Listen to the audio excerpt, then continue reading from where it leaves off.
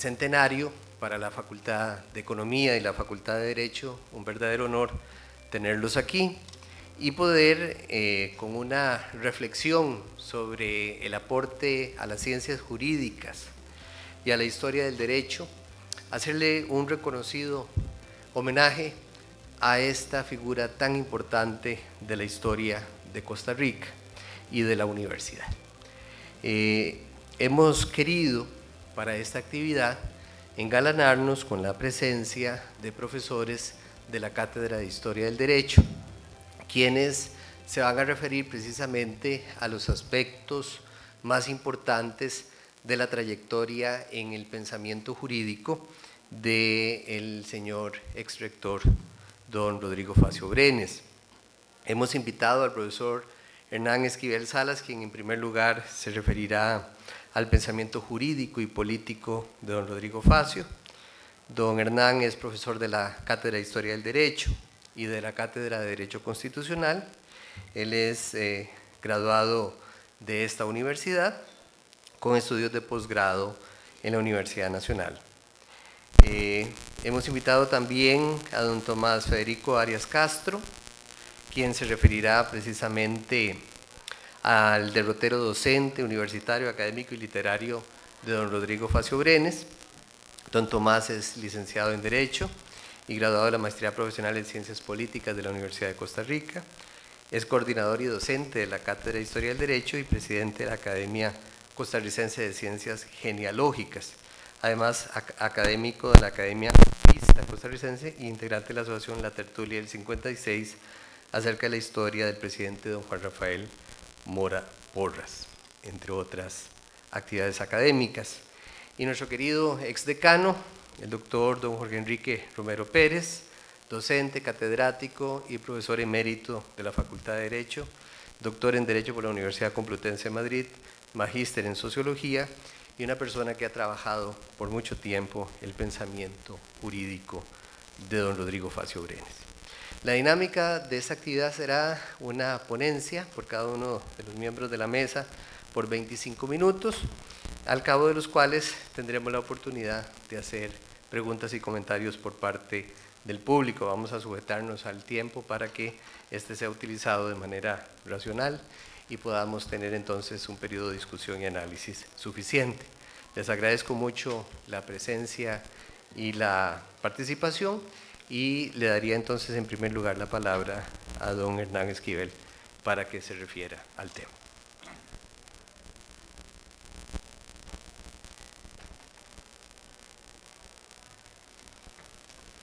Buenas noches, distinguidos compañeros de la mesa, público presente, señor decano de Ciencias Económicas, señores miembros de la Comisión del Centenario de Rodrigo Facio. Me toca a mí hacer una breve exposición de la biografía de don Rodrigo y posteriormente algunas ideas sobre el pensamiento de él. Nació don Rodrigo en San José el 23 de marzo de 1917, hijo de don Justo A. Facio de la Guardia y de doña Rosarito Brenes Mata, y murió el 7 de junio de 1961 en Acajutla, El Salvador. Don Rodrigo casó con la distinguida dama doña Leda Fernández Baglio en el año de 1945, formando así una distinguida familia. Su esposa doña Leda Fernández manifiesta que tuvo un respeto total sobre el pensamiento e idea de los demás y que no era un santulón, pero que comulgaba e iba a las procesiones. Según familiares allegados de su persona, tenía una gran calidad humana, fortaleza espiritual y una gran alegría irradiaba de su personalidad. Gustaba de las fiestas y el baile. Cuentan sus hijas Dagmar, Tatiana y Gabriela Facio Fernández en una publicación que hizo la Universidad de Costa Rica en el 2007, que después de la cena, en varias ocasiones se sentaba en un sillón para leerles un cuento o un poema y se acomodaban todas ya fuera en sus rodillas o en los antebrazos del sillón. Así aquel hombre fino y tierno compartía menos ratos con su querida familia. También los días domingos, después de asistir a misa, iba toda la familia a pasear a diferentes lugares y ese día era de sandalias y guayabera. Dice que nunca escucharon en aquellos paseos preocupación por un carro nuevo, una casa nueva o algo que hiciera alusión a un lujo. Además, parte de esa vivencia familiar significó el darse cuenta la sencillez en su trato con la gente y el respeto que profesaba al dirigirse a las personas por las que tenía un profundo cariño y respeto. El respeto y el amor a su familia queda constancia en una anécdota que aparece en el tomo 3 del Anecdotario Nacional del escritor Carlos Fernández Mora, que dice que siendo don Rodrigo rector de la universidad, un grupo de costarricenses de diferentes clases sociales y políticas del país lo visitó en su casa de habitación y uno de los integrantes del grupo previamente designado para la ocasión le ofreció la candidatura presidencial, pero él se negaba a aceptarla, alegando entre otras cosas que se debía por entero a la universidad. Alguien del grupo lo interpeló diciéndole: por lo visto, don Rodrigo, la universidad resulta ser para usted su esposa, tal cariño que le profesa.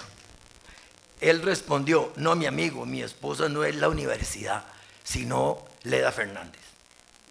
Esta situación es corroborada incluso por su señora, doña Leda, al decir: unos le decían que se lanzara, pero él no los alentó, no parecía tener un especial interés en ello. Don Rodrigo Carazo, al hacer una presentación del libro del señor Óscar Castro Vega sobre don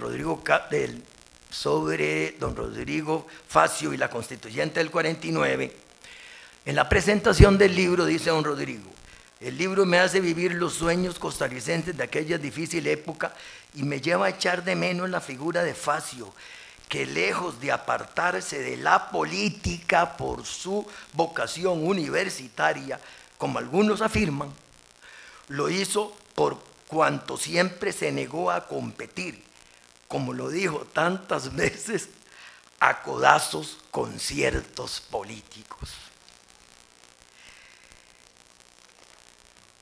Cursando el 5º año de secundaria, ya se manifiesta como un pensador rebelde y sus primeros escritos se publican en el periódico Rebelión, donde ya se nota claramente su preocupación desde temprana edad sobre temas relacionados con la enseñanza primaria y secundaria que no marchaban bien a su juicio, posiblemente como consecuencia de la situación económica y social que imperaba en ese tiempo en el país. En el año 1937 comienza una serie de cargos que va teniendo en la Asociación Cultural de Estudiantes de Derecho, representante de los estudiantes de Derecho ante la Junta Directiva del Colegio de Abogados, y en un periódico que se llama Frente Estudiantil, lo que se llamaba, donde comienzan sus ataques incluso a la doctrina comunista. Durante el transcurso de los años comprendidos entre 1940 y 1945, escribe en la Prensa Nacional y en la revista Surco, donde ahí, en esa revista, va a tener una participación tremendamente importante. El 25 de marzo de 1948, la Junta Fundadora de la República de la Segunda República nombra entre una serie de costarricenses distinguidos a Facio para elaborar el proyecto de constitución que elaboró la Junta de Gobierno, que después se presentó a la Asamblea Nacional Constituyente del 49. Antes de esbozar algunas ideas sobre su pensamiento jurídico-político, es importante referirnos rápidamente a la Costa Rica liberal, porque esa época es la que él vivió y que él ayudó a formar su pensamiento. El denominado fenómeno del reformismo que se da en la sociedad costarricense tiene su aparición y desarrollo posterior a estos años mencionados. El statu quo dentro del cual tuvo en el origen desenvolvimiento social del señor Facio se trata de la llamada República Liberal Cafetalera, ya en su fase de angostamiento y debilitamiento con relación a épocas anteriores, donde su auge y desarrollo fue de singular importancia para el país. Como es bien sabido, incorporaba el clásico modelo agroexportador de desarrollo hacia afuera, como consecuencias sociales asentadas en una amplia base de pionada y pequeño campesino, en contraposición con una reducida oligarquía, cuya base de formación consistió en un grupo que acuñara un poder económico que controlaba la producción cafetalera, las finanzas y el comercio de exportación. Existían unos sectores medios entre ambas clases, como campesinos acomodados u ocupando posiciones en el aparato estatal o practicando el pequeño comercio o la artesanía. En lo jurídico político sostenía la institucionalidad liberal que legitimaba y facilitaba como la acumulación capitalista, cuando la denominación política de la oligarquía. Pero comienza a suceder una serie de fenómenos de origen interno y externo que van minando el régimen liberal y lo va a entrar en crisis. Por ejemplo, la crisis del café en los mercados internacionales, los efectos internos del monocultivo, la consiguiente autoidentificación de las clases sociales subordinadas, entre otras, fueron restando viabilidad a la fórmula sociopolítica en uso. Además, la crisis mundial de 1929. Toda esta situación imperante en Costa Rica es la que va a tener una gran influencia en el pensamiento de don Rodrigo. Es importante aclarar que debido a la complejidad del pensamiento de don Rodrigo Facio y su temática de variada multiplicidad, recordemos comenzando que en sus primeros años, poesía, historia, literatura, política, economía, derecho, y un verdadero humanista. Hemos decidido realizar hasta donde ha sido posible un corto resumen de sus principales ideas, que he considerado han tenido un importante aporte a la realidad nacional y a los cambios producidos en el país durante la época de los años 40. La madurez de su pensamiento y su definición comienza a formarse o a forjarse en su participación en el llamado Centro de Estudios para Problemas Nacionales, fundado en el año de 1940, y sus integrantes asumieron un papel de vigencia y de estudio sobre los problemas que aquejaban el país, sobre todo en su fuerte oposición al denominado régimen de los 8 años, como Facio dio en llamarlo. Dada la organización del centro, le correspondió a don Rodrigo tener la jefatura de la Comisión de Asuntos Económicos y Sociales de ese centro. Dentro de las fuentes de su pensamiento, citaremos algunas fuentes de su pensamiento tomando como base un estudio que realiza don Eugenio Rodríguez Vega, también el rector de nuestra universidad, donde incluye influencias de pensadores tanto nacionales como extranjeros y en igual sentido de acontecimientos tipo socioeconómicos que influyeron en él. Dentro de los pensadores nacionales tenemos a don Alfredo González Flores, que en sus escritos el señor Facio encuentra severas críticas al gobierno de los liberales costarricenses, así como la importancia de elaborar planes concretos y proyectos importantes sobre problemas nacionales y, lógicamente, el establecimiento del tema de los impuestos directos. Don Jorge Bolio y el Partido Reformista, del cual revive lo indispensable de acudir a la clase media, los obreros y los campesinos para construir un importante movimiento político. Don Roberto Brenes Mesén, quien escribe en el periódico La Tribuna, que viene de los Estados Unidos y da a conocer la política del New Deal de Roosevelt y pide modernizar la administración pública, probidad en el manejo de los asuntos públicos y justicia social para los más necesitados. Además, dos de nuestros representantes del liberalismo costarricense, como don Cleto González Víquez y don Ricardo Jiménez, aunque discrepando del estilo y de ciertos planteamientos de estos viejos liberales, los muchachos del centro valoraban su apego a la libertad política, la tolerancia de las ideas, el repudio del militarismo, que es importantísimo en don Rodrigo, y la probidad en el manejo de los fondos públicos. En cuanto a la influencia de ideas provenientes del extranjero, no hay duda que el que ejerce más influencia es el pensador político peruano, don Víctor Raúl Haya de la Torre, fundador del movimiento político denominado Alianza Popular Revolucionaria, el famoso APRA, en el año de 1924. La persecución política que sufrió lo transforma en un símbolo de la lucha por la libertad de América Latina, y su personalidad atrae a los intelectuales, a los jóvenes y a los obreros. La influencia prista se nota en el estudio de los problemas de la realidad nacional, sin ataduras ideológicas extranjeras, la utilización de herramientas marxistas, pero modificadas por las circunstancias del tiempo y del lugar.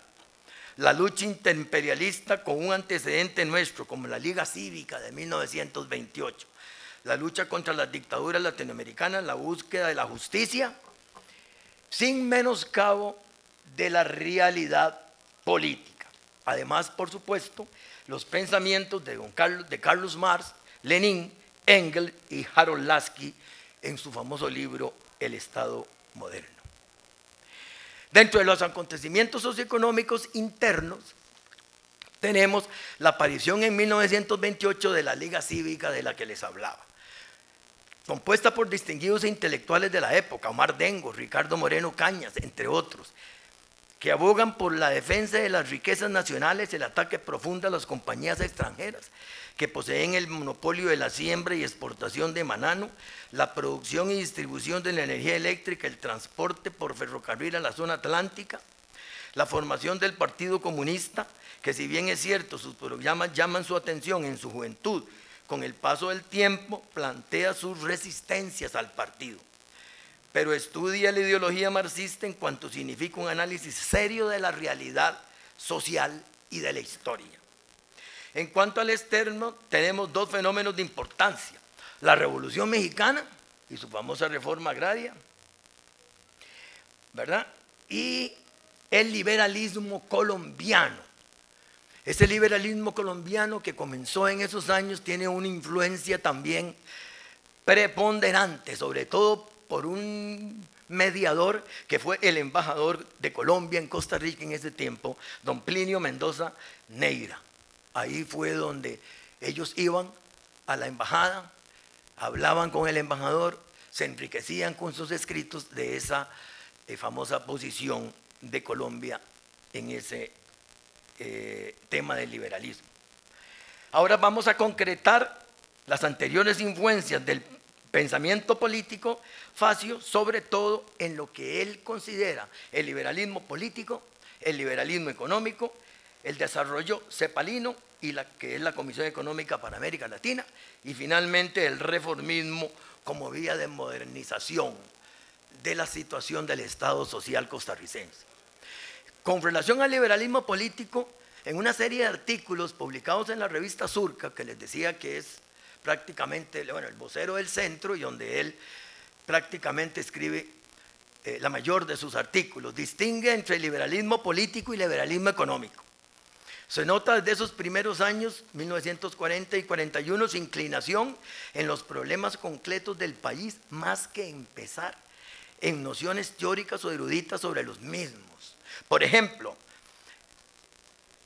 en la revista Surco número 1, ya en 1940 decía: y es que no queremos caer en esa dualidad hoy tan corriente de poner máximo interés en las doctrinas que se debaten y los hechos que se suceden en Europa, y desentenderse al mismo tiempo de las urgencias de nuestra organización nacional, de ser apasionados demócratas en París y en Londres, y conformarse mientras tanto abúlica o aprovechadizamente con nuestra aún imperfecta democracia.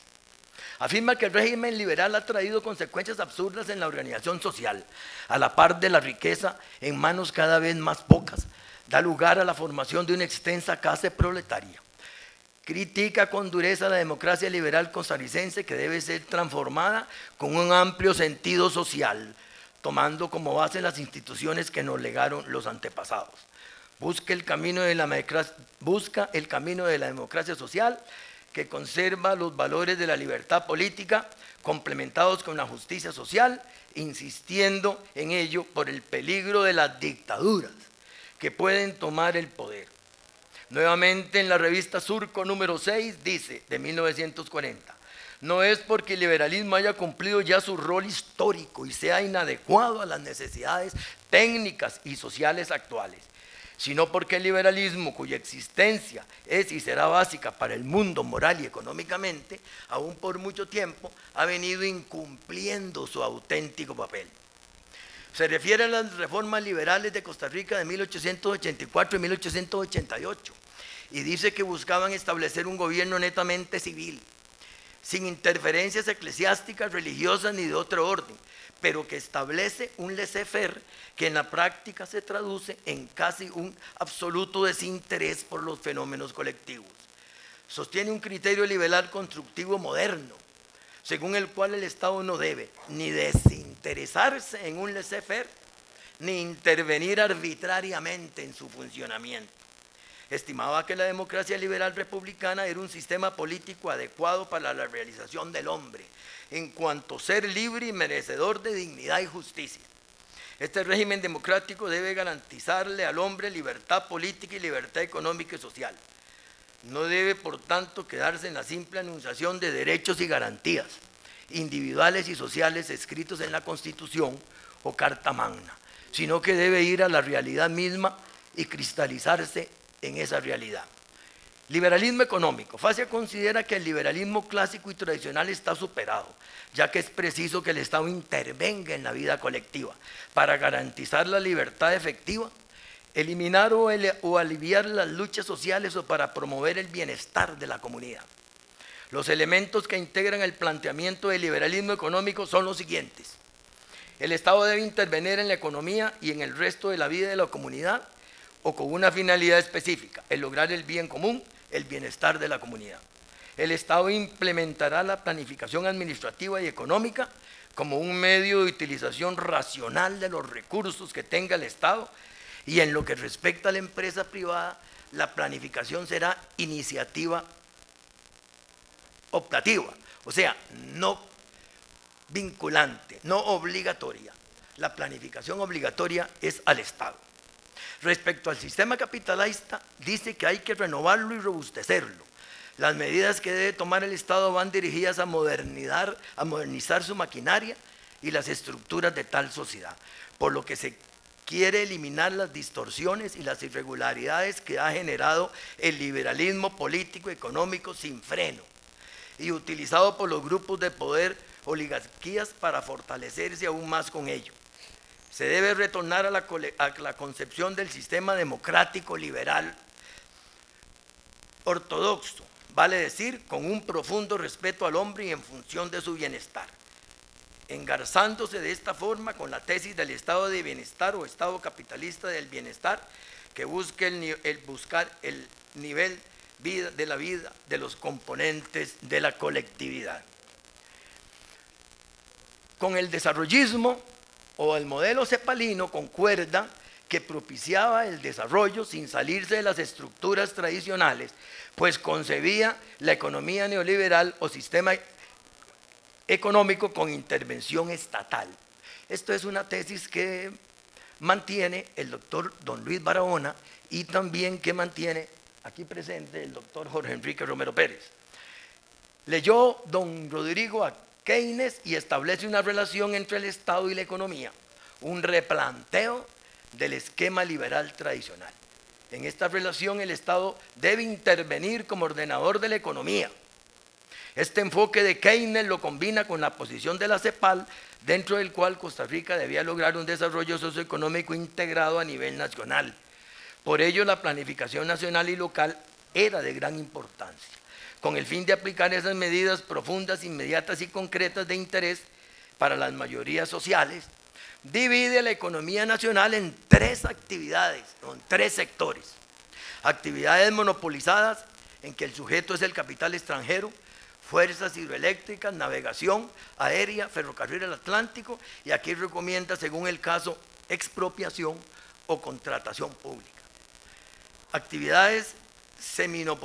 semimonopolizadas como segundo aspecto, elaboración industrial del café y de la caña de azúcar, comercio de granos.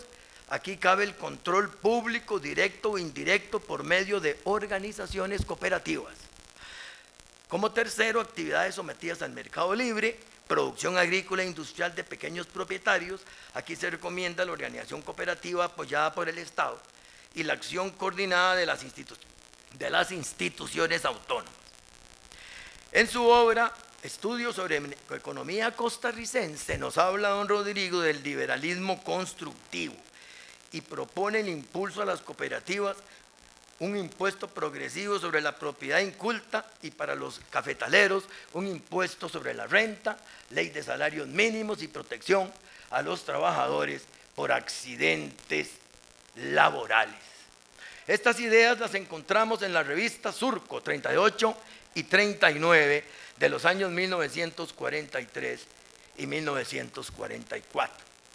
Es más, un año después, en el cual don Rodrigo redacta un resumen del nuevo partido que va a formarse y habla de ir hacia un socialismo democrático costarricense en la revista Surco número 49 en el año de 1944.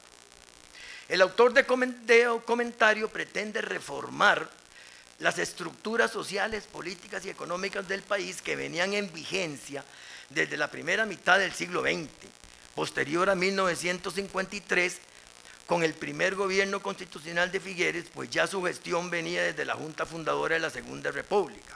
La socialdemocracia costarricense se consolida y se continúa con las reformas iniciadas desde la época de la mencionada Junta Fundadora. Es uno de los inspiradores más importantes de las reformas producidas durante ese periodo. Reformas económicas, políticas y sociales, como la nacionalización bancaria, la creación de la administración descentralizada, entre otras. Es un ideólogo profundamente costarricense y pragmático, más interesado en la solución de los problemas netamente nacionales que en planteamientos teóricos. Dice don Rodrigo, habremos así abandonado el liberalismo económico, pero no destruyéndolo con una estatización de carácter totalitario, sino superándolo mediante un régimen mixto de organizaciones autónomas cooperativas y de intervenciones del Estado a través de sus servicios. Ese concepto servicios son las que posteriormente van a ser las instituciones autónomas. Don Rodrigo Carazo reprodújese unas palabras que me han llamado la atención y que me parece que vale la pena citarlas. Reproduzco, dice don Rodrigo, lo que hace años sobre el papel orientador de Facio en Costa Rica en la mitad del siglo XX, frente al modelo tradicional del militarismo reforzado por la oligarquía que se ha impuesto por años en nuestra América. El modelo costarricense empezó a dejar sus huellas, un modelo como lo define Rodrigo Facio, con carácter intervencionista, que sin mengua de la propiedad particular y el libre juego de la empresa privada, expresa un indiscutible deseo nacional de rápido progreso económico y de creciente justicia social.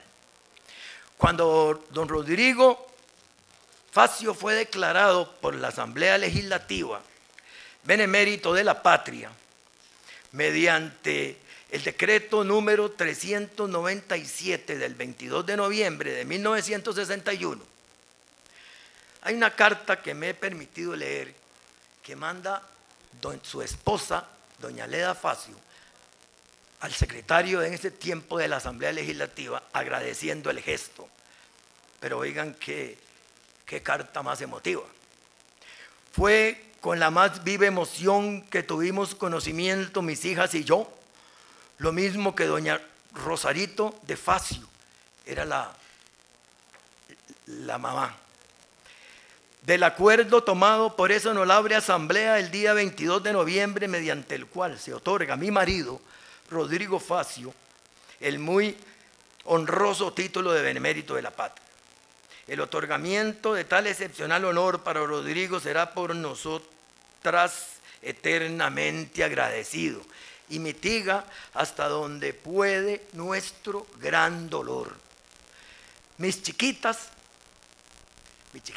que ya son mujeres hechas y derechas, hoy huérfanas de padre, tendrán en su porvenir la honrosa compensación de saber que su papá figura entre los grandes hombres que dieron a sus conciudadanos constante y decididamente todos los esfuerzos de una vida ejemplar.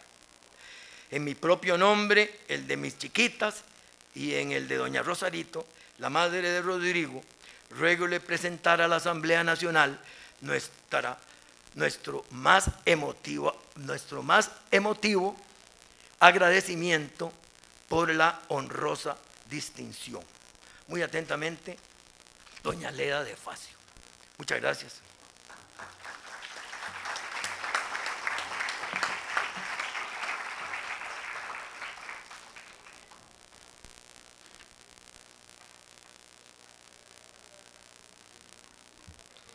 Agradecemos a don Hernán Esquivel la muy emotiva presentación del pensamiento de don Rodrigo Facio. Le daríamos ahora la palabra al profesor Tomás Federico Arias Castro, quien se dirigirá a nosotros sobre el tema del derrotero docente, universitario, académico y literario de don Rodrigo Facio Brenes.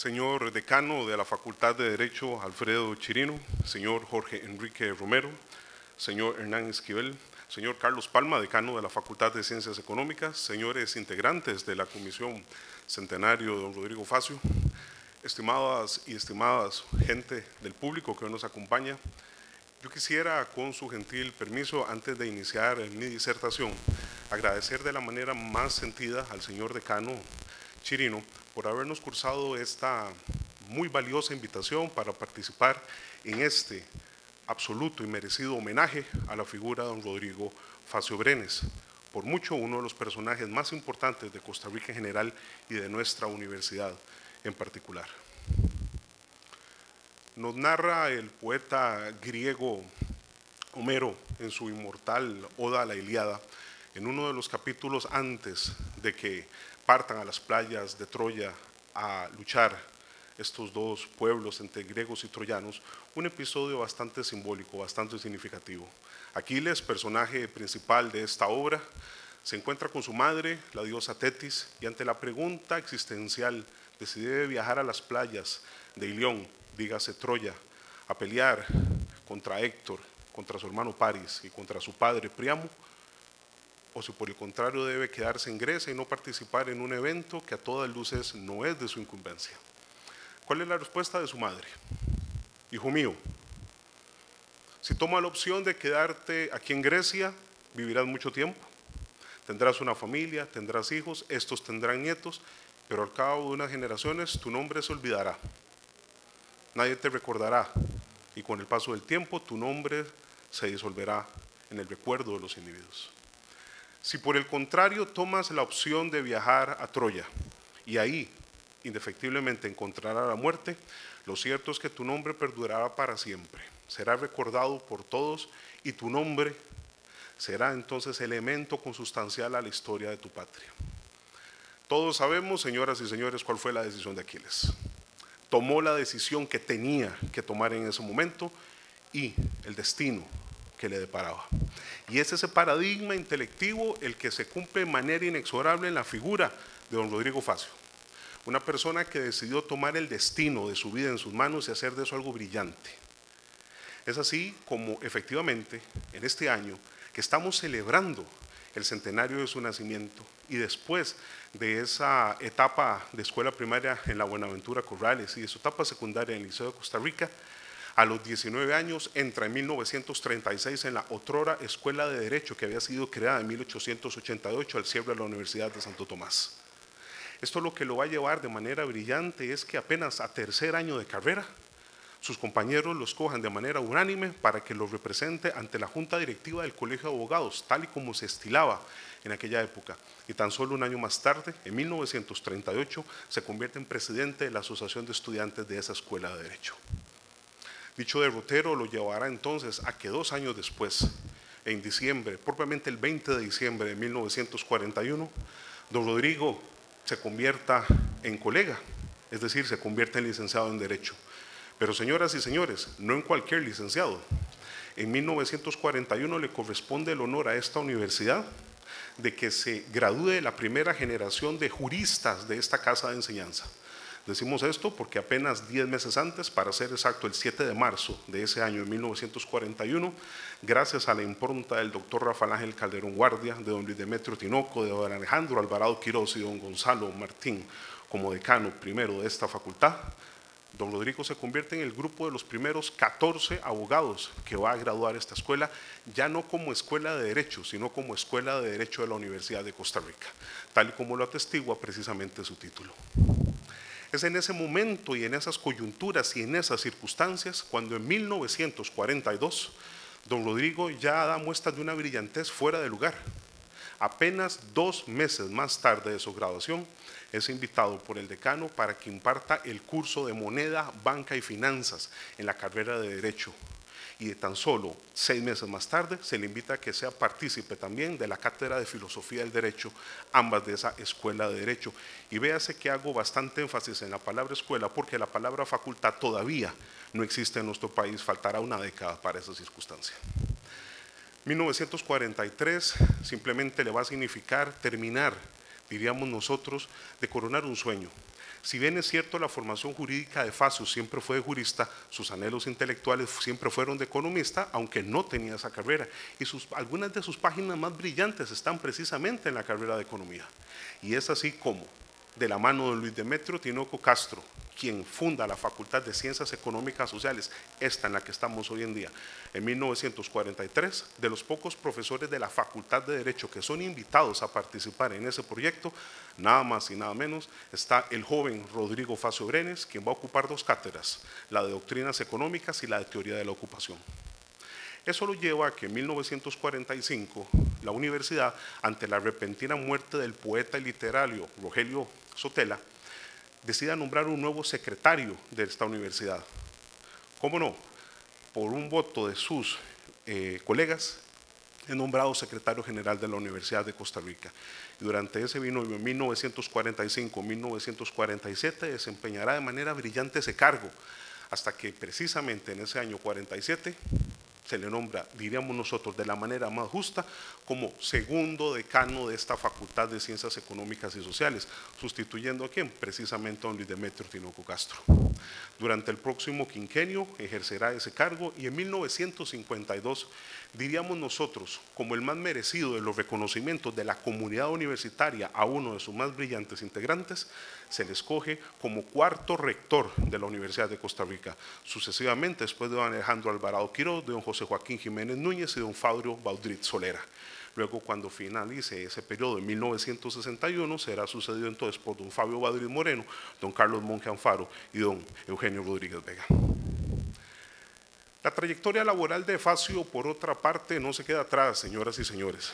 Resulta ser que si su impronta docente ya era brillante, su impronta laboral no se queda atrás. Ya desde 1940, véase que es un año antes de graduarse como jurista, forma parte de un grupo que para los que nos dedicamos a la historia es una de las improntas más bellas de nuestra patria. Sencillamente, a la temprana edad de 23 años, va a ser parte del grupo que ha invitado nada más y nada menos que el padre de la historia costarricense, don Ricardo Fernández Guardia, para que funden en el Teatro Nacional la famosa Sociedad de Geografía e Historia de Costa Rica, y Facio aparece como una de las firmas rutilantes en ese documento fundacional del órgano al que los historiadores se dedican a hacer sus investigaciones. Órgano que en 1948 se convertirá en la actual Academia de Geografía e Historia de Costa Rica. 1940 lo ve también incursionar ya de manera activa, puesto que pasivamente ya lo había estado haciendo desde su época estudiante, con la formación de ese grupo político archiconocido en la historia de la última década de la segunda mitad del siglo XX, Centro para el Estudio de los Problemas Nacionales, y por lo tanto también cofundador de su órgano emisor, la revista Surco, que va a ser el medio material para llevar a cabo las ideas que este centro está haciendo en ese momento. Y si eso no fuera poco, en 1942, con uno de sus mejores amigos, con uno de sus compañeros, con uno de sus colegas, funda el bufete Facio y Facio. Esto es con el jurista Gonzalo Facio Segreda, que luego se convertirá en canciller, presidente de la Asamblea Legislativa, y que a la muerte de don Rodrigo va a cambiar su razón social en 1971 por el actual bufete Facio y Cañas, que es precisamente el que sigue hasta nuestros días. Ya para 1945, y en unión sobre todas las coyunturas políticas que estaban moviéndose alrededor de 1944, funda entonces, junto con otros integrantes, el famoso Partido Nacional Demócrata, que va a pelear por las elecciones con el candidato León Cortés Castro en contra de la candidatura del Republicano Nacional en la figura de don Teodoro Picado Michalski. Y eso lo llevará hasta 1948, cuando de manera muy significativa el Banco Nacional de Costa Rica lo nombre director de investigaciones económicas. Y en esa coyuntura, 1949 y 50, se le nombra representante centroamericano del Fondo Monetario Internacional en calidad de adjunto. Ya para 1952, con una vida tan fructífera, y nosotros creemos en un premio, sobre todo a nivel laboral, a esa manera en que se había desempeñado, se le va a nombrar integrante y vicepresidente de la Junta Directiva del Banco Central de Costa Rica, órgano que, dicho sea paso, recién se había fundado a raíz de la Constitución Política de 1949, que él había tenido una impronta brillante, como se verá más adelante. Y para coronarlo, al renunciar en 1960 al rectorado de la Universidad de Costa Rica, lo hace por una razón muy sencilla, porque muchas veces en muchas de las investigaciones se ha preguntado qué pudo haber sido la causa que llevara, después del encumbramiento que había logrado en la universidad, al renunciar a ese puesto. Muy sencillo, según sus propias palabras, habiendo desarrollado ya un rutilante derrotero a nivel nacional, él deseó llevarlo a nivel internacional y por eso acepta el puesto de funcionario en el Banco Internacional de Desarrollo. Es en este momento donde entonces merece hacer una retrospectiva a la otra gran impronta de don Rodrigo. La fase literaria, la fase que, dicho sea paso, es la que el suscrito desde hace ya varios años se ha interesado más, puesto que el pensamiento de una persona en estas épocas queda plasmado en eso, en sus páginas, en sus libros, en sus ensayos, en sus ideas. Facio es un polígrafo, señoras y señores, artículos, documentos, ponencias, opiniones en revistas, semanarios, periódicos, lo encontramos en todo momento, en todo lugar, en todo asunto nacional. Rodrigo Facio es una persona de marca mayor. Para 1942, entonces, retrotrayéndonos en esa circunstancia del tiempo, escribe este archifamoso libro para todos los que admiramos su figura, Estudios sobre Economía Costarricense. ¿Qué es esto?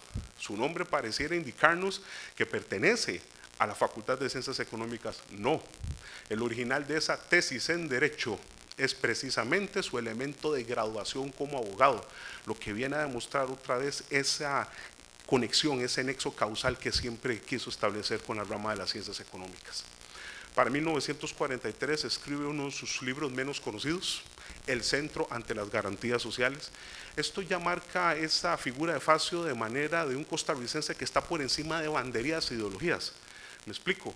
El proyecto del Partido Republicano Nacional del doctor Rafael Ángel Calderón Guardia para establecer unas garantías sociales a nivel constitucional colisionaba en una serie de circunstancias ideológicas con otros proyectos que el centro que Facio codirigía presentaba, y a pesar de eso es muy grato ver las páginas de ese libro como entendiendo que este proyecto es supra los intereses partidistas y está por encima de banderías políticas, hacen que Facio lo apoye en las páginas de ese libro. Ya para 1948 hay un hecho que para los que estamos en este asunto de la historia es vital. Facio escribe el famoso proceso de análisis y caída de Costa Rica en la República Federal de Centroamérica, y al año siguiente escribe Trayectoria y crisis de la Federación Centroamericana, Señoras y señores, como ustedes están viendo, no es un tema jurídico y no es un tema económico. ¿Cuál es la razón para que nuestro personaje se interese en temas de historia centroamericana? Muy sencillo.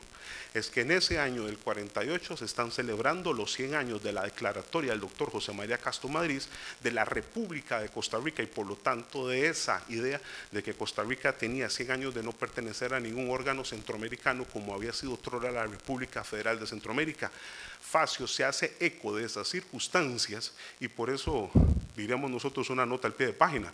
Va a ser uno de los principales impulsores para que después de la Revolución del 48 a ese ente de gobierno que se instale se le llame Junta Fundadora de la Segunda República, haciéndole un homenaje a la primera que se estaba haciendo en ese momento. Es para 1955 en donde en una manera brillante se une con uno de nuestros historiadores más admirados, más queridos y más recordados para los que ya tenemos rato de estar en estas aulas universitarias, nada más y nada menos que don Rafael Obregón Loría. Don Rafael está escribiendo en ese momento un libro que siempre se le dice a los muchachos y a los alumnos: no lo lean, desen el gusto de leerlo, llamado precisamente Los Rectores de la Universidad de Santo Tomás. Ahí está la historia, el génesis, ahí está el origen de nuestra casa de enseñanza. ¿Y qué es la impronta de Facio? Escribe el prólogo de la obra. Permítanme decirles que esto es un hito. Don Rodrigo nunca había escrito y no volvió a escribirle un prólogo para nadie. Solo a don Rafael Obregón Loría le dio el lujo, le dio el honor de prologar esa obra, y hoy en día es un documento obligado para todos los que queramos saber de dónde venimos en términos universitarios. Ya para 1959, y cercano lamentablemente a su muerte, escribe un libro de eso que nosotros llamamos una rareza, se llaman Proyecciones Económicas sobre el Régimen Democrático.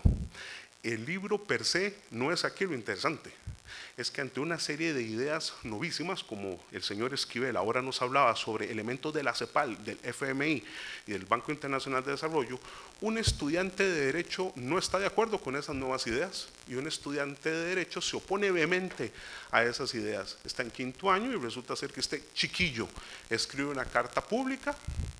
Y lo importante no es el contenido del debate, sino que aquí es donde surge el licenciado Rodolfo Cerdas Cruz, precisamente uno de nuestros más grandes juristas y politólogos costarricenses, quien en esa debate de ideas con don Rodrigo Facio surge a la figura o a la vida pública.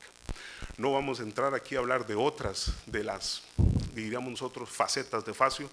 Basta con decirles que si todo lo que acabamos de decir no fuera suficiente, también fue poeta, poeta y del bueno.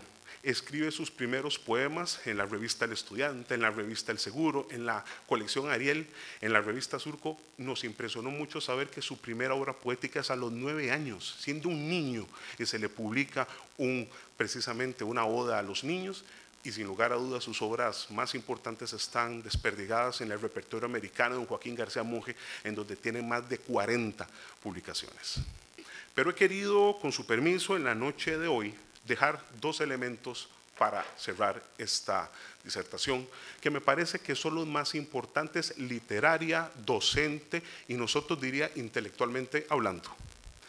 En 1947, don Rodrigo escribe el que para el suscrito es su libro más importante, llamado La moneda y la banca central en Costa Rica, un clásico para los que estudian en esta Facultad de Ciencias Económicas. ¿Qué es lo maravilloso de este libro?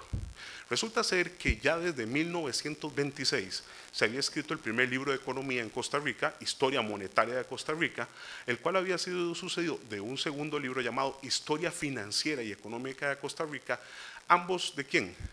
Del que está considerado el primer economista de nuestra patria, don Tomás Soler Güell, en el que estableció una serie, diríamos nosotros, de interpolaciones, de glosas, comentarios, desarrollos y sobre todo elementos pormenorizados de cómo se habían desarrollado los elementos sistemáticamente económicos de nuestro país. Pero Facio considera que está desfasada la obra. Tiene razón, la obra ha sido escrita pioneramente, don Tomás ha hecho un gran trabajo y Facio se dedica a perfeccionarlo. Y oh sorpresa, y es aquí lo importante de la obra. La obra no se publica, señoras y señores, en Costa Rica. Tiene el honor don Rodrigo de convertirse en el primer economista en Costa Rica que el archifamoso sello latinoamericano Fondo de Cultura Económica le publique ese libro en 1947, hoy considerado el fondo editorial más famoso de América Latina y uno de los 5 más famosos del mundo. La razón, ¿por qué? Por una razón muy sencilla. Don Rodrigo tiene gran amistad con Daniel Cosio Villegas, considerado el primero, el más grande economista de la primera mitad del siglo XX en la Facultad de Ciencias Económicas de la Universidad Nacional Autónoma de México, y quien en 1934, interesado en que los alumnos de la Facultad de Economía dejen de leer libros en inglés que la mayoría de veces no entendieran, trajera un montón de obras de Inglaterra y los Estados Unidos, las tradujesen para que luego fueran utilizadas por estos alumnos mexicanos. Por eso el nombre de Fondo de Cultura Económica. Y a raíz de esta unión le pide a otro economista asentado en México, don Gonzalo Robles Fernández, que le ayude. Permítaseme a mí, que estoy en esta facultad, hacer entonces una especie de homenaje a esta persona, porque don Gonzalo Robles Fernández era costarricense, había nacido en Cartago y desde muy niño se había ido a vivir a Ciudad de México para hacer sus estudios en ingeniería y luego en economía. Y fue tal la impronta de Robles que se llegó a convertir en la mano derecha de los planificaciones económicas, aunque parezca increíble, de los gobiernos sucesivamente mexicanos de don Venustiano Carranza, Álvaro Obregón, Plutarco Elías Calles, Pascual Ortiz Rubio, Lázaro Cárdenas, Miguel Alemán y Adolfo Ruiz Cortines. Ese costarricense es el que invita a Rodrigo Facio, conociendo de su gran y absoluta brillantez, a que publique esa obra. Y para nosotros, no solo como juristas, sino como interesados en la historia, representa un honor que el Fondo de Cultura tenga ese nombre brillante como primera obra de un costarricense que se publica entonces en ese fondo editorial. La segunda de las improntas arranca en 1966. La Asamblea Legislativa, y señoras y señores, vuelvo a recalcarlo, el Parlamento de la República aprueba la ley 3840 para aplicar una partida específica en aquel momento de 50,000 colones, habría que hacer nada más la conversión a nuestros días, para contratar a la editorial Costa Rica para que publique la obra de Facio. Y es entonces en esta coyuntura cuando la editorial Costa Rica asume esa responsabilidad en 1967, pero la editorial no es un ente económico y la editorial no es una editorial económica. Firman un convenio con la Facultad, ahora sí, de Ciencias Económicas de esta universidad y se nombra una comisión de 5 personas que tuvieran varios elementos, que conociesen la obra de Facio, que estuvieran en capacidad de dilucidar qué es lo que merece publicarse y lo más importante, que con su renombre y prestigio le dieran prestancia. Me voy a permitir decir esos nombres para que ustedes vean que cuando las cosas se hacen en serio. El presidente de esa comisión fue don Eugenio Rodríguez Vega, quien iba a ser futuro rector de esta casa de enseñanza entre 1970 y 1974. Se nombra como segundo integrante al profesor en aquel momento de microeconomía Eduardo Lizano Fay. Se nombra como tercer integrante al entonces profesor de macroeconomía Raúl G. Estrada. Se nombra al director de investigaciones en ciencias económicas, don Genaro Valverde, como cuarto integrante, y como quinto a un estudiante brillante que apenas daba sus primeros pasos como profesor en introducción al pensamiento económico, llamado don Federico Vargas Peralta. Esa comisión de brillantez intelectual es la que escoge entonces reunir, resumir y ponderar cuáles son las obras que merecen de Facio conocerse. Eso es lo que lleva a que en 1972 aparezcan 4 tomos. Esos 4 tomos, que los que estamos interesados en la obra de Facio son los más conocidos por una razón muy sencilla, porque fueron editados en esos años por la editorial. Así se reedita Estudios sobre Economía Costarricense, ya lo dijimos, su tesis en 1972, al año siguiente, en 1973, se reedita La moneda y la banca central. El Fondo de Cultura Económica manda la aquiescencia para que esto se dé. En 1977 el tercer tomo bajo el nombre Documentos Universitarios. Es una belleza de libro, es conocer el papel, la impronta y las opiniones de él en su calidad de rector. Y el cuarto libro no puede ser otro, se llama sencillamente Obras Históricas, Poéticas y Políticas, en donde resume todos los demás elementos que no fueran de su carrera como economista o como jurista. Lamentablemente una vida tan brillante terminó muy rápido. Efectivamente, el 7 de junio de 1961, cuando en virtud de un viaje que había realizado a El Salvador en función de su cargo como representante del Banco Interamericano de Desarrollo, decide en la playa de Metalío del distrito de Sonsonate, El Salvador, ingresar al mar y lamentablemente un accidente con las olas del mar y sobre todo por su salud corpórea hace que lamentablemente fallezca. ¿Cuál es la reacción no del gobierno costarricense, señoras y señores, del gobierno salvadoreño a este personaje que se entenderá que está muriendo a los 44 años. El presidente de El Salvador decreta inmediatamente que el cuerpo de Facio sea trasladado a San Salvador y ahí es colocado en el salón principal del Ministerio de Relaciones Exteriores de ese país para inmediatamente luego pasarlo al día siguiente al Paraninfo de la Universidad de El Salvador, en donde se hacen las dos capillas ardientes. Le toca al presidente de El Salvador darle la comunicación oficial al presidente Mario Chandy Jiménez y este envía un avión oficial para traer los restos de don Rodrigo y aquí son recibidos de manera oficial en el entonces aeropuerto del Coco, después Juan Santamaría, y es enterrado finalmente en la tumba de su padre Justo Facio en el Cementerio General de San José. Curiosamente hace 15 días, hace apenas 15 días, el 7 de junio se están celebrando los 56 años de esa fecha mortuoria. ¿Qué es lo que sucedió a partir de ese momento? Lo que pasa siempre con una persona que lo merece, con una persona que se hace acreedora a esas circunstancias. Ciertamente la asamblea universitaria de esta ciudad universitaria se reúne y deciden darle el nombre de Ciudad Rodrigo Facio, como todos ustedes lo conocen, en homenaje a ¿quién? A la persona que había sido el artífice material de que se trasladara estas instalaciones desde donde ahora está el primer circuito judicial en San José, aquí, a esta que eran las instalaciones de la finca de la Facultad de Agronomía. Y precisamente en este edificio en el que estamos, que fue uno de los que a él le tocó inaugurar precisamente durante su rectorado. Con posterioridad, sí es en 1961 con el acuerdo 397 donde se declara benemérito de la patria, pero cosa curiosa, será un año más tarde, cuando en 1962 la unidad vecinal del Instituto de Vivienda y Urbanismo del INBU, colocada en el distrito Los Ángeles del cantón de Goicoechea, esto es para que todos ubiquen Carretera Coronado y a Rancho Redondo, se decida ponerle nombre de Ciudadela Rodrigo Facio. Y lo importante aquí es que por primera vez Costa Rica recibe una visita importantísima, porque ha venido en persona el presidente del Banco Internacional de Desarrollo, doctor Felipe Herrera, abogado y economista chileno, a inaugurar esa ciudadela en nombre de ese banco al que Rodrigo Facio trabajó un año de manera tan brillante. Para 1962 se fundará el Liceo Rodrigo Facio en Zapote, en las inmediaciones de la iglesia, se fundará la Escuela Rodrigo Facio en San Isidro de Pérez Celedón, precisamente a nivel escolar, y en 1965, una de las facetas más desconocidas, Rodrigo Facio es homenajeado en El Salvador.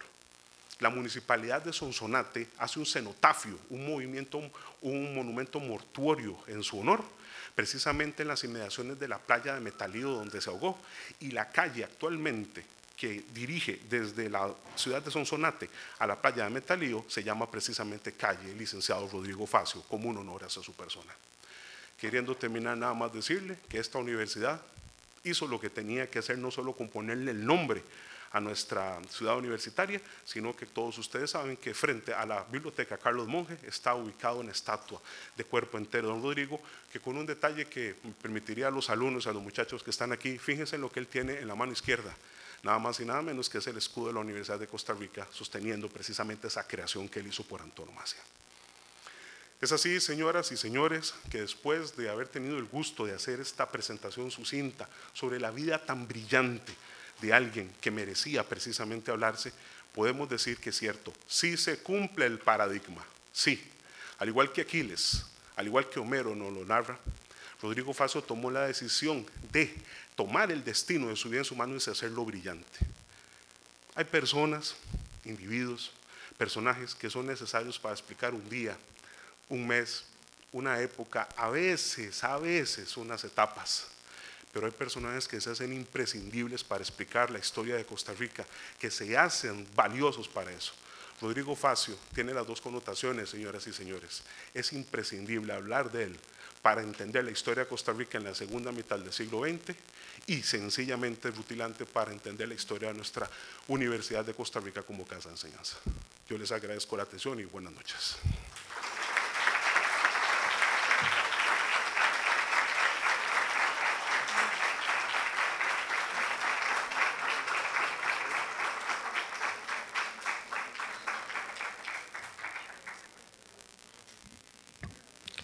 Le agradecemos al profesor don Tomás Federico Arias la muy detallada y amplia exposición sobre la trayectoria literaria, económica y de pensamiento jurídico de don Rodrigo Facio.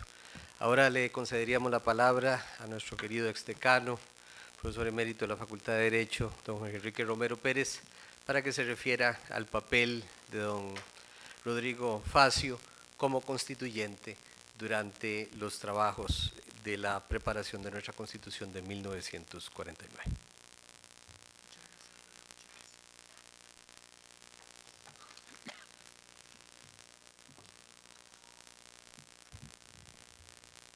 Bueno, muy buenas noches, estimados miembros de la mesa principal, el señor decano de la Facultad de Economía, profesor Palma, el señor decano de la Facultad de Derecho, el doctor Alfredo Chirino, estimados compañeros, compañeras.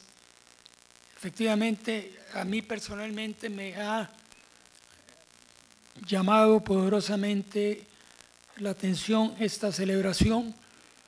Yo he tenido el privilegio de ser estudiante de Economía en esta facultad y llevé todos los cursos de la ciencia económica en estas aulas. Igualmente venía en la tarde-noche y en la mañana venía a Derecho. Así es que este ha sido mi edificio que me ha dado todo el calor académico importante. Yo fui descubriendo, bueno, agradezco a la Comisión del Centenario, también lo había apuntado de aquí, se me olvidó. Vamos a ver a quién más. Bueno, y a la Facultad de Economía por prestarnos el espacio. Las dos exposiciones de los compañeros profesores Esquivel, Federico, han sido excelentes en dar una serie de datos sobre la vida de Rodrigo Facio Brenes, que para mí ha sido, cada vez que leo, porque es mucho lo que escribió, ahora que estaba preparando esta charla, empecé a ver todo lo que ha publicado y yo tengo prácticamente toda la obra.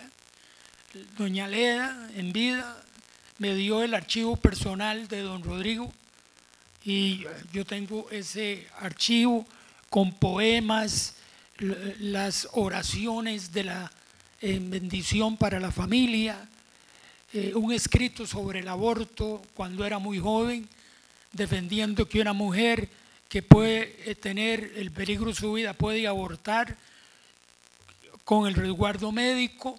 En momentos él tenía 20 años, en momentos en que el aborto era condenado.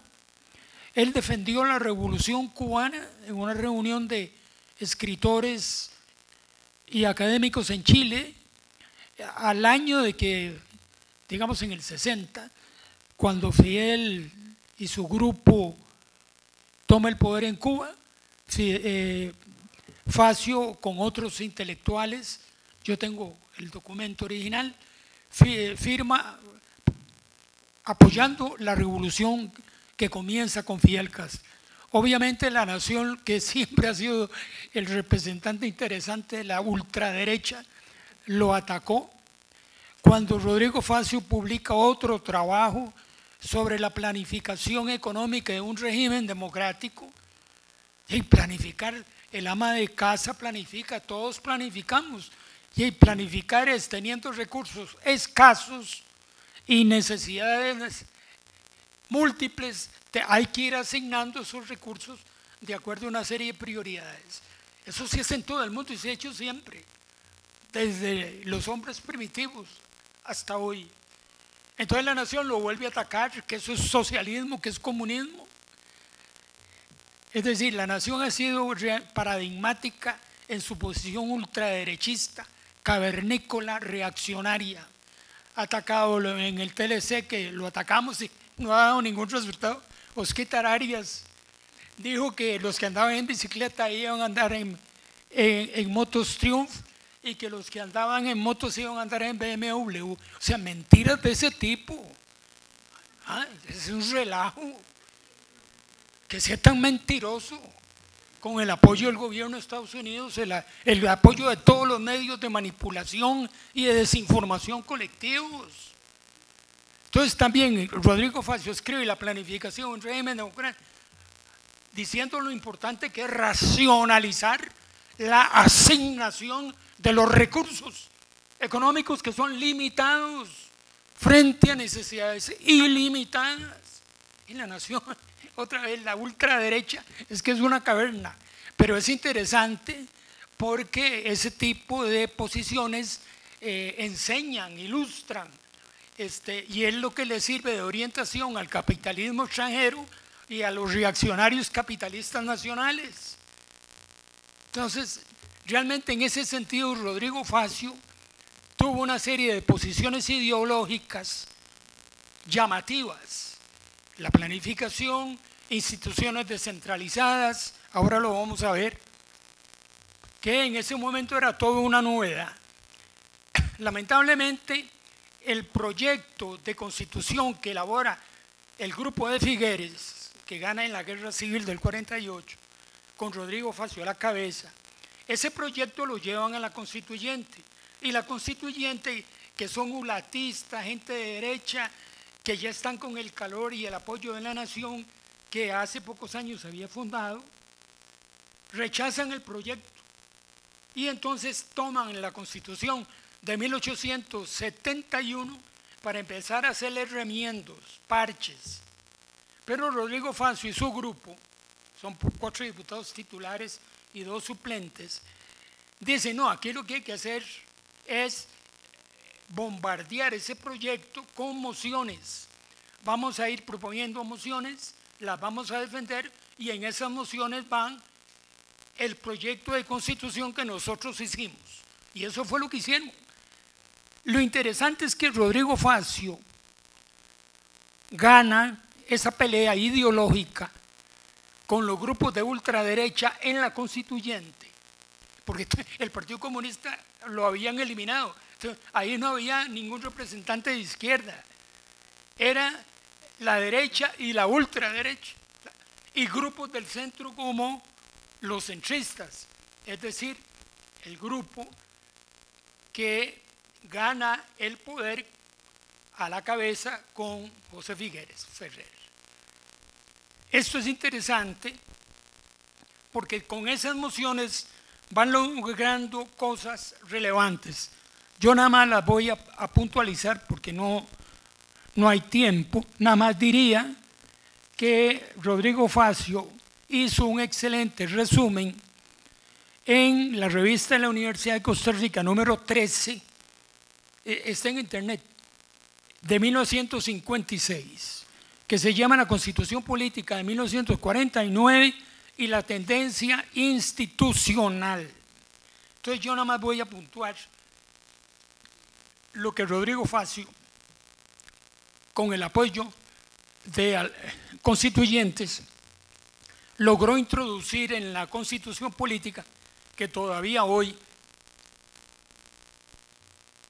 está vigente. Ahora, en la época de Daniel Oduber, cuando era Daniel el presidente, se discutió que por qué no se hacía una constituyente.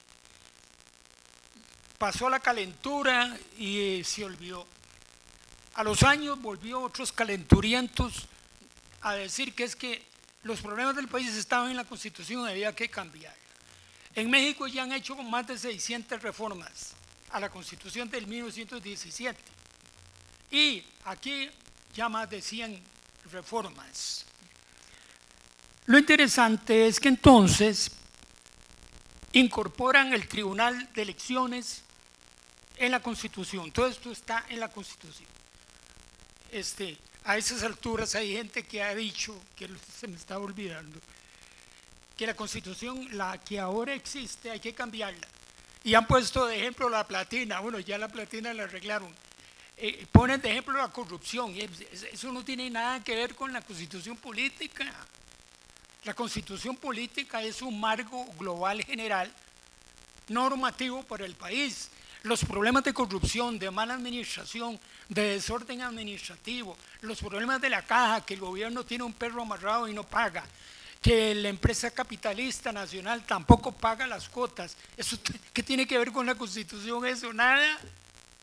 Bueno, entonces meten el Tribunal de Elecciones porque venía una guerra civil, porque habían elecciones que se decían fraudulentas. Luego se dijo que los magistrados deberían ser nombrados cada 8 años y reelegidos. Hace poquito reeligieron a uno que ya anda cerca de 80 años. Yo creo que se va a pensionar, Alfredo, con más de 80 años. Y pueden ser reelectos. Eso, salvo que por mayoría calificada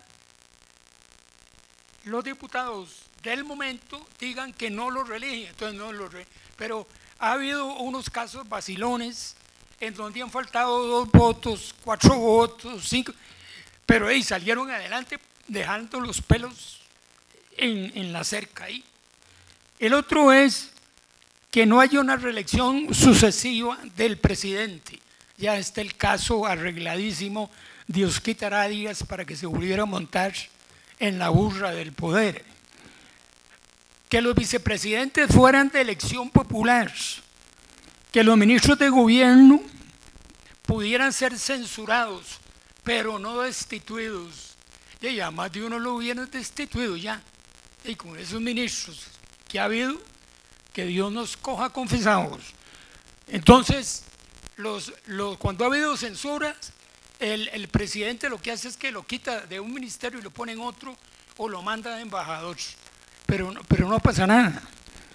El poder ejecutivo, que era, como decía Facio, un paternalismo, lo dividen, ponen el presidente y un ministro y el consejo de gobierno. Antes era solo el presidente. Y a cada uno de los órganos de ese poder, presidente, ministro, presidente y consejo de gobierno, le asignan funciones, de tal manera que son funciones de cada uno de esos órganos del poder legislativo. No se permite la reelección sucesiva de los famosísimos diputados, que cada vez son de peor calidad. El servicio civil lo establecen, venía discutiéndose el servicio civil desde el año 1920, que a los funcionarios y empleados, burócratas públicos o agentes públicos, tuvieran preparación, idoneidad para el cargo. Antes era una simple, una piñata del presidente que ganaba y nombraba ahí a todos los que le daba la gana sin ninguna preparación.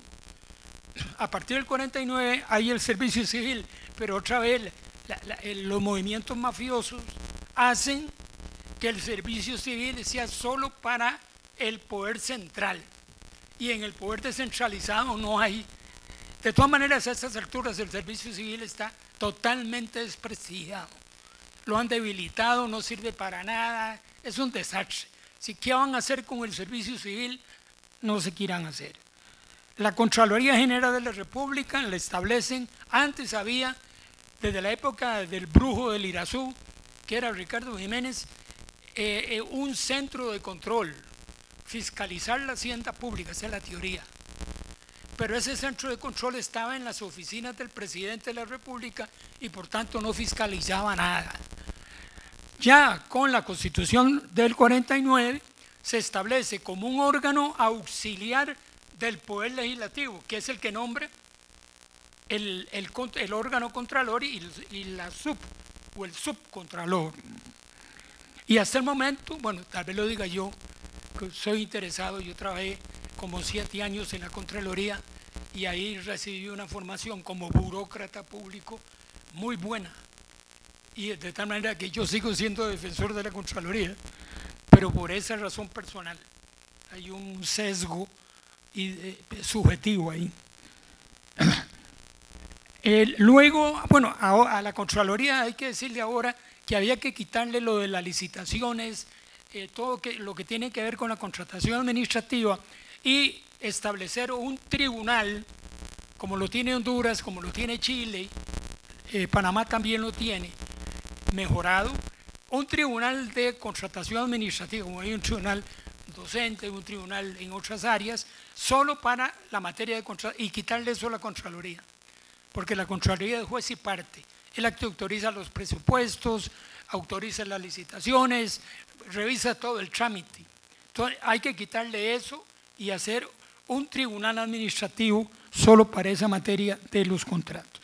El otro tema interesante son las instituciones autónomas, para quitarle poder al Ejecutivo, que tenía mucho poder, el presidencialismo heredado en 1871.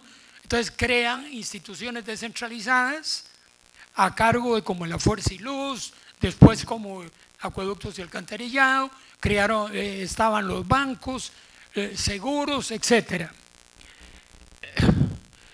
Esto se hizo con el fin de descentralizar. Aquí también la nación, durante todo el periodo post, digamos, de los 50, estuvo criticando a las autónomas porque decían que era un archipiélago, que cada institución hacía lo que le daba la gana, y duró años criticando, hasta que en el 1968, se hace una modificación a la Constitución y se crean las instituciones descentralizadas. ¿Qué significa? Que ya no tiene autonomía en materia de gobierno. El presidente nombra el presidente de la República, un presidente ejecutivo, igual que en la caja, ahí está el ejemplo.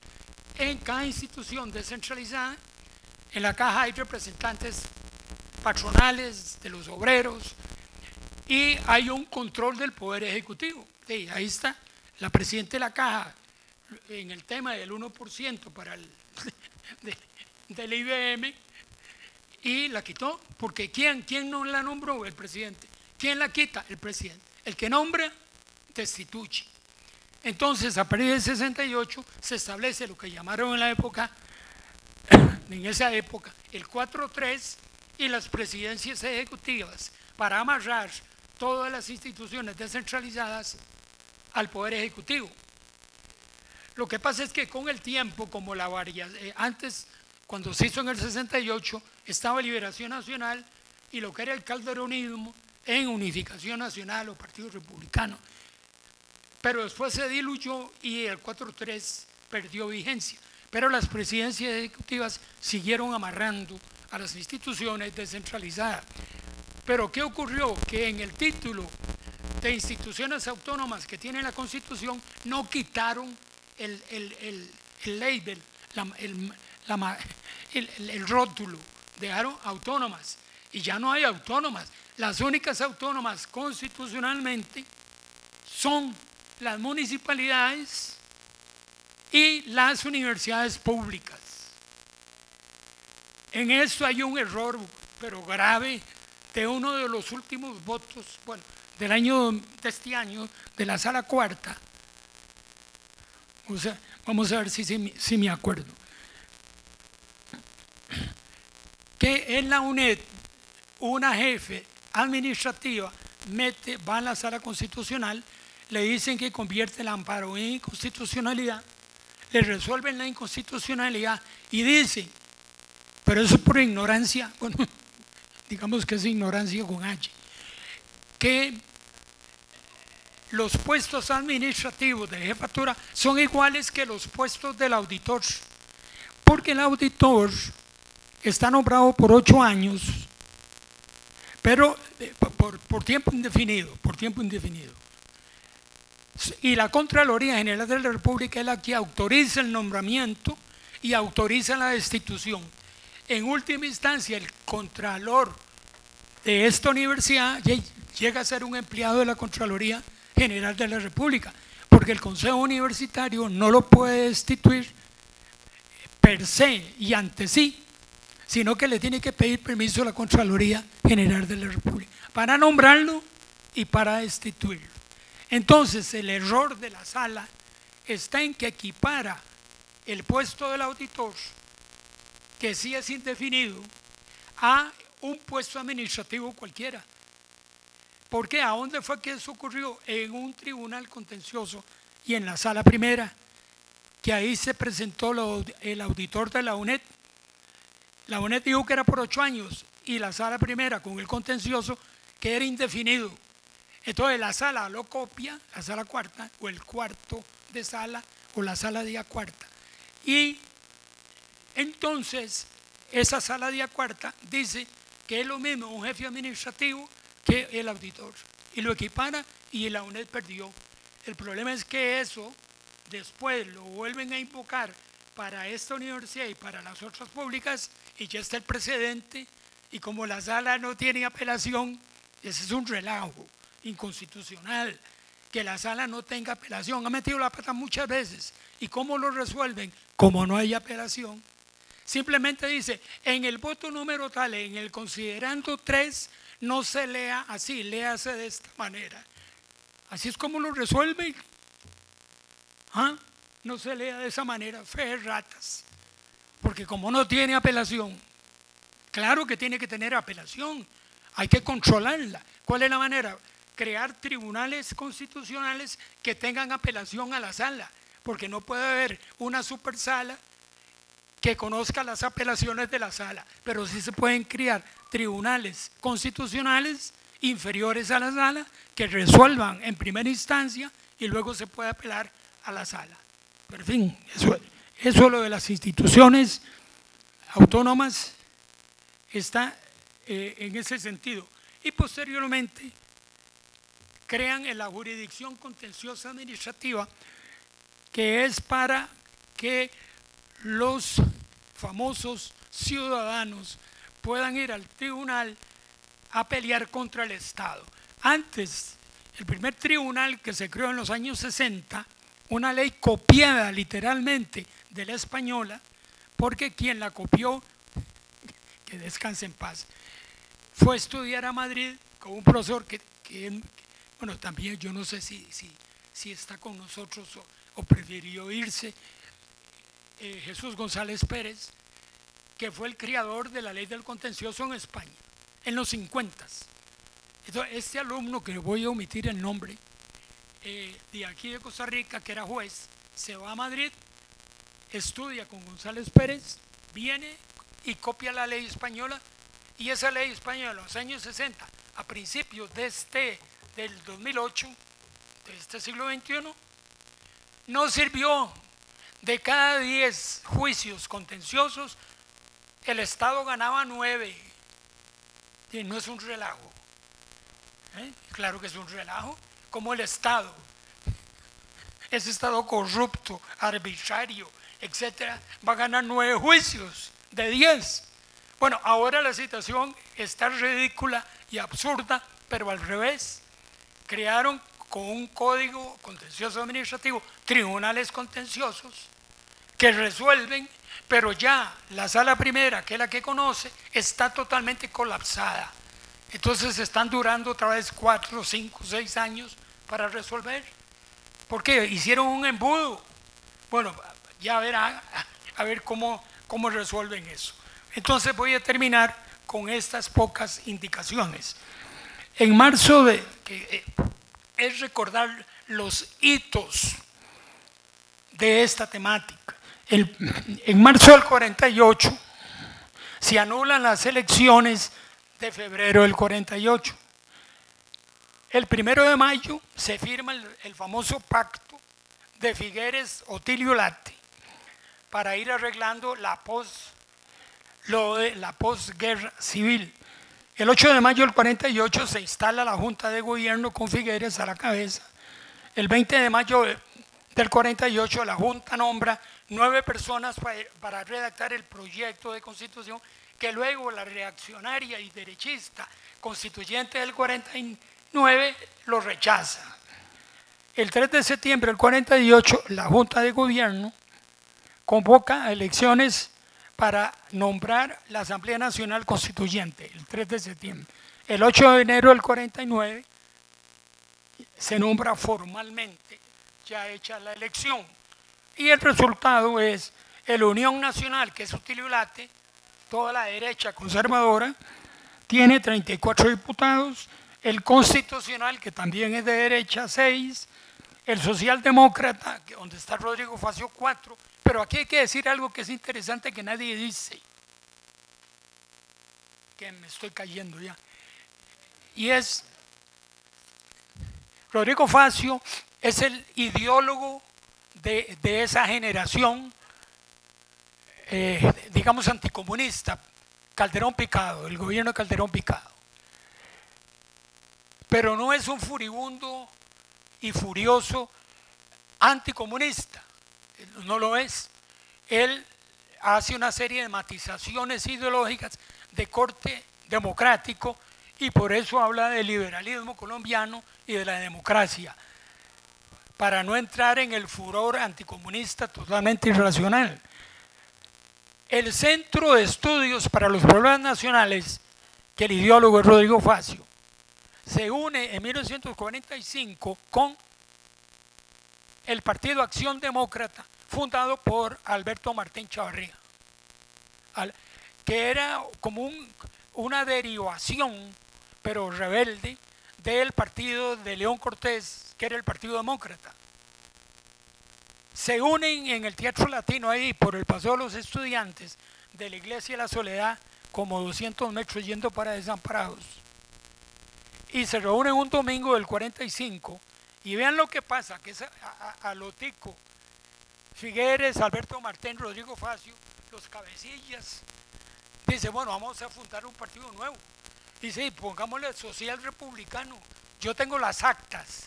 Yo escribí 3 libros sobre esto que estoy hablando.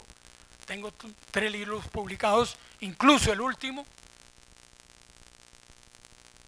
que es este, Latinoamérica en la encrucijada, que fue un libro que no pudo publicar Rodrigo Facio, que es inédito. Lo publicó la editorial de la universidad y yo hice un estudio previo de unas 100 páginas aproximadamente sobre esto. Entonces dice, pongámosle social republicano. Ah, qué bien, qué bien. Le digo, ¿cómo que bien? Alguien dice, ¿cómo que bien? El partido que estamos atacando es el Partido Republicano Nacional. ¿Cómo le vamos a poner social republicano? Eso está en actas, yo tengo las actas, o sea, yo no estoy inventando. Entonces otro dice, ¿cómo está la cosa? Ya tenemos que hablarte, estamos aquí ya en el Teatro Latino, hay que fundar el partido. Bueno, ahí pongámosle socialdemócrata, así a la tica, esporádicamente, a la carrera. Y bueno, ¿y cómo justificamos eso? Le toca a Figueres, al mañoso de Figueres, yo lo conocí, hablé con él varias veces. Bueno, en parte porque mi papá, que era un zapatero en Desamparados, un zapatero remendón, fue uno de los primeros 10 hombres que tuvo Figueres Ferrer en la lucha para iniciar la guerra civil. Entonces, Figueres, que era muy leal con sus amigos, siempre, bueno, le dio brete, le dio trabajo, pudimos comer, porque le dio trabajo en el resguardo fiscal y lo apreciaba mucho como a los demás de Zampa, Carlos Gamboa, Batista Gamboa, Domingo Chacón y mi tata el zapatero remendón. Cuando se estaba muriendo mi tata, Figueres llegó a visitarlo, pero a mi papá le encantaba las peleas de box. Ya con un cáncer del carajo, ya le quedaba pocos meses de vida y se fue a ver a lo que llamaban el Estadio Mendoza. Entonces llegó Figueres y don Pepe, perdone, pero es que usted sabe cómo es mi tata, anda en una pelea. A los meses se murió. Bueno, entonces dijeron, pongámosle socialdemócrata. Y dice Figueres, ¿y cómo todo eso está en los periodiquillos, el Acción Demócrata, el Socialdemócrata, periódicos de ellos, ahí está. Yo tengo esos ejemplares. Bueno, ¿y qué? ¿Cómo lo justificas? Bueno, Figueres, ¿hace vos eso? Bueno, está bien, yo lo hago. Digo, somos socialistas demócratas, es el socialdemócrata. Un nombre los bautiza, el socialdemócrata. Social porque estamos a favor de todas las reformas sociales y de las garantías sociales. Y demócrata porque esas reformas sociales hay que hacerlas en democracia. Eso fue todo. Pero luego cuando los alemanes, la socialdemocracia alemana, empieza a chorrear marcos, plata, entonces los mañosos de Liberación dicen, aquí está la plata la administramos nosotros, entonces somos socialistas, demócratas, y entonces empiezan a copiar los manifiestos del Partido Socialdemócrata Alemán. Pero ese no es el origen del Partido Socialdemócrata que va a la constituyente, fundado por Figueres, Alberto Martín, Rodrigo Facio, el mañosísimo de Daniel Oduber, que también lo conocí muy bien, y por eso tengo ya 73 años. Si a mí la única novedad que me espera es cuándo me muero y de qué me muero. Ya todo lo demás ya lo pasé. Tengo hijos, tengo nietos, tengo pecados enormes que no voy a confesar. Bueno, terminemos aquí, es suficiente. Bueno, muchas gracias.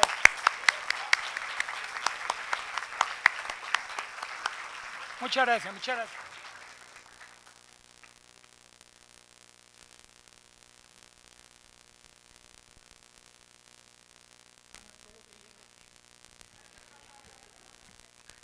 Le agradecemos mucho a don Jorge la exposición que nos ha dado sobre el papel de don Rodrigo Facio en la Constituyente 1949. La sentencia a la que hacía referencia don Jorge es la 18.087-2016, que declara con lugar la acción de inconstitucionalidad que anula el inciso Che 2 del artículo 25 del Estatuto Orgánico de la UNED. Una sentencia, desgraciadamente, que impacta el régimen de autonomía de las universidades y de la cual probablemente hablaremos muy mal en el futuro. Don Alfredo, perdóneme mi espíritu.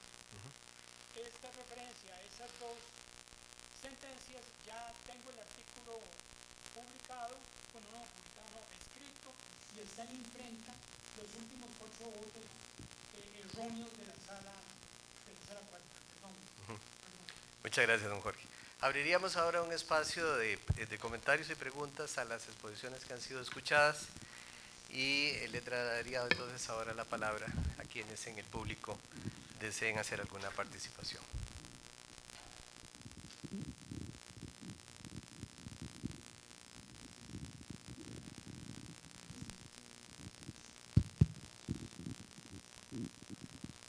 Buenas tardes. A mí me surge una duda, básicamente, ¿cuál fue el rol de don Rodrigo Facio entonces en la Constitución de 1949? ¿Cuál fue el principal aporte que él dio a esta Constitución? ¿Cuál fue el rol principal? Voy a ubicarme. Perdóname. No, es que la pregunta es de fondo. Me puse los anteojos para verla mejor. Es de fondo. Rodrigo Facio, lo entiendo porque yo también me metí a estudiar historia, sociología, economía, derecho, psicología, y yo estoy seguro, él para mí fue mi maestro nacional, que él sintió también esa vocación. Él era el ideólogo, ¿cómo podría yo decir? El intelectual más acabado, más completo, el ideólogo más claro de la Constituyente. La mayoría eran abogados, pero de esos litigantes, picapleitos, es decir, no tenían ni una trayectoria ideológica, la mayoría, eran abogados litigantes. Gente que identificada con lo que podríamos llamar el viejo estamento o la vieja política. En cambio, Rodrigo Facio era joven, muy estudioso, era el intelectual de la Constituyente. Bueno, no dije gracias, porque si no, no hubiera dicho lo que ahora digo. Rodrigo Facio fue el único. Es que yo cada vez que voy leyendo lo de Rodrigo, yo les confieso que no he podido leerlo todo, no he podido. Solo las actas. Él, a Óscar Castro Vega, que también fue mi amigo, era el secretario de la Constituyente. Él escribió un libro sobre Rodrigo Facio y la Constituyente y otro sobre Figueres, Óscar Castro. Buena gente. Rodrigo Facio siempre le daba, después de que hablaba en la Constituyente, le daba lo que había dicho, se lo daba escrito. O sea, que él pasaba en la casa, eso también me lo dijo doña Leda, escribiendo de la máquina Olimpia y le entregaba las 8, 10, 20 páginas de la que era la exposición que él hacía en la Constituyente. Y siempre le dio lo que él dijo, siempre lo entregó. Ninguno hizo eso, solo él. Él era el intelectual, el ideólogo clarividente. el que veía más allá que los demás. Y hay otra cosa interesante, el que proyecta o hace la reforma del Estado de raigambre fuerte, porque todas esas reformas, instituciones descentralizadas, presidente, consejo de gobierno, etcétera, son reformas del Estado, lo que después se llamó reforma del Estado o modernización del Estado. Eso fue lo que hicieron, reformar la administración pública como el cuerpo de oficinas, dependencias encargadas de la gestión de gobierno. Entonces, él fue el intelectual de la constituyente, fue él. Lo otro, a propósito de lo que dijo Federico, fue esto. Realmente, él siempre quiso ser no solo candidato a la presidencia, sino ser presidente. Obvio, él iba haciendo méritos y iba bien encaminado. Pero Figueres, que también lo conocí muy bien, se va a pasear, a vacilar con Chick Orlich a Nueva York. Eran amigos desde la infancia en San Ramón. Entonces claro, de eso no tengo copia en video, cuando Rodrigo Facio le plantea que él quiere ser el candidato, Figueres le dice, no, es Chick Orlich. Y Chick Orlich gana y Facio no pudo serlo. Ese fue un golpe muy duro para Rodrigo Facio. No digo Liberación era un grupo político dominado en ese entonces, ahora hay muchas cabezas, por Figueres. Figueres era el que mandaba, porque era el líder de la guerra civil que había ganado. Estamos comenzando los años 60, digamos en 1960. Entonces, le dijo a Rodrigo Facio, a usted no le toca esa Chick Orlich. Eso lo golpeó. Rodrigo Facio estaba aquí, el rector, dice, ya yo aquí jugué, hice la reforma universitaria y los planes, los edificios, y aquí ya no tengo ya nada que hacer. Y aquí ya me fregaron la jugada para la candidatura a la presidencia. Habla con los amigos del BID, del Banco Interamericano de Desarrollo, Felipe Herrera y otros, los que financiaron la Biblioteca Carlos Monge por la amistad con Rodrigo Facio. Y le mira, hay una chamba ahí, un puesto en El Salvador como colaborador del BID, asesor, para que vea unos programas de la gente que está marginada, excluida, anda y te haces cargo de eso. Y entonces Facio, mejor me voy, una salida honrosa. Le dice adiós al Consejo Universitario, se despide de otros amigos y se va. Pero lamentablemente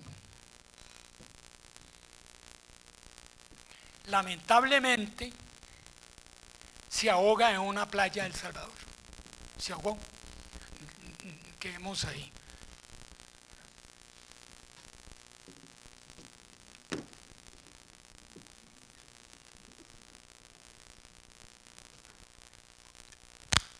¿Alguien más?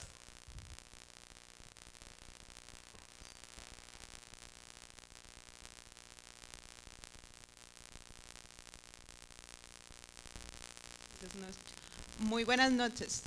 Mi pregunta estaría referida al doctor Jorge Enrique. Así que le agradecería el honor de respondérmela.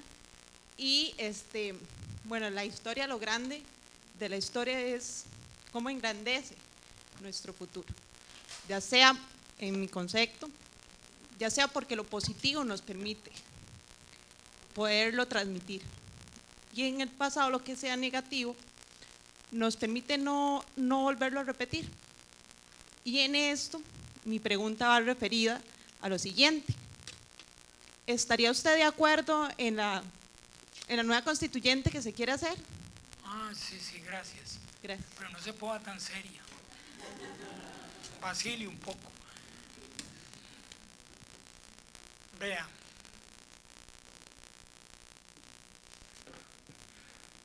Yo conozco a algunos de los que públicamente han aparecido como promotores de ese tipo de idea.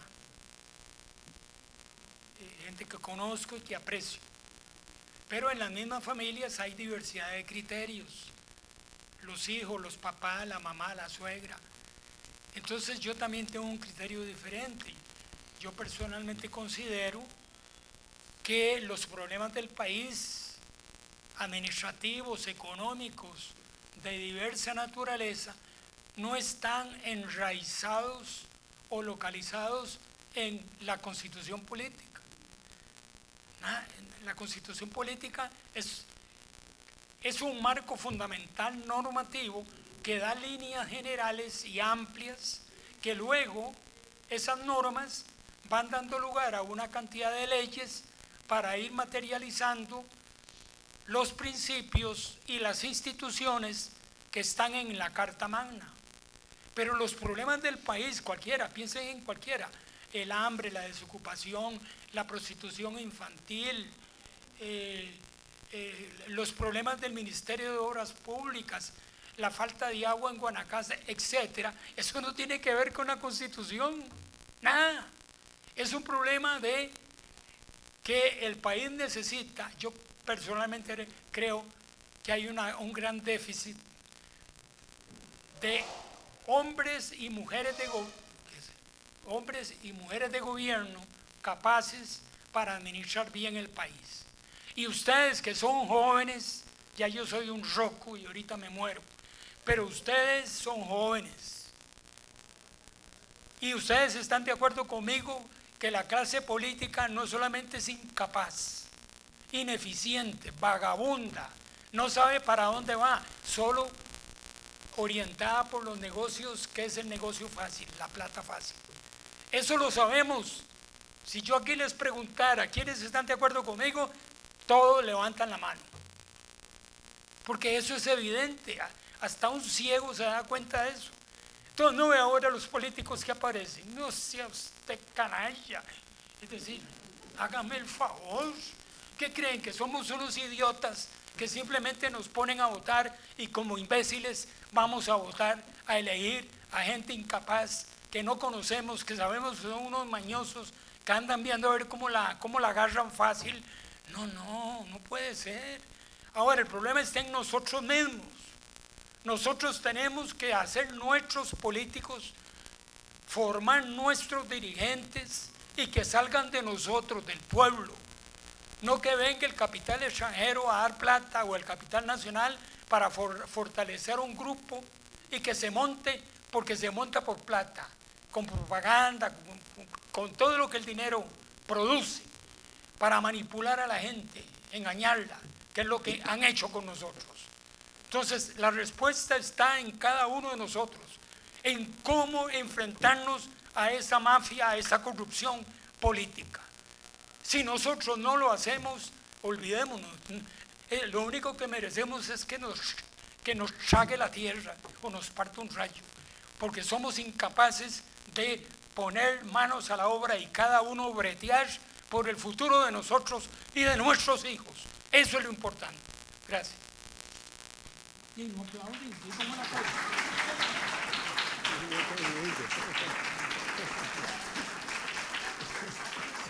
Se gasta uno todo ahí, pura emoción y nada. Muchas gracias. ¿Alguien más del público que quisiera hacer una pregunta? Si no la hubiera, entonces, en nombre de don Tomás, de don Hernán, de don Jorge, del señor decano de la Facultad de Economía, don Carlos Palma, y del mío propio, agradecerles por participar en esta última actividad de este semestre en celebración del centenario del nacimiento de don Rodrigo Facio Brenes. La Comisión de Celebración del Centenario anuncia que habrá otras actividades en este segundo semestre, pero con esta cerramos este primer semestre de actividades. Les agradecemos mucho por haber participado en esta, la última actividad de este primer semestre del 2017.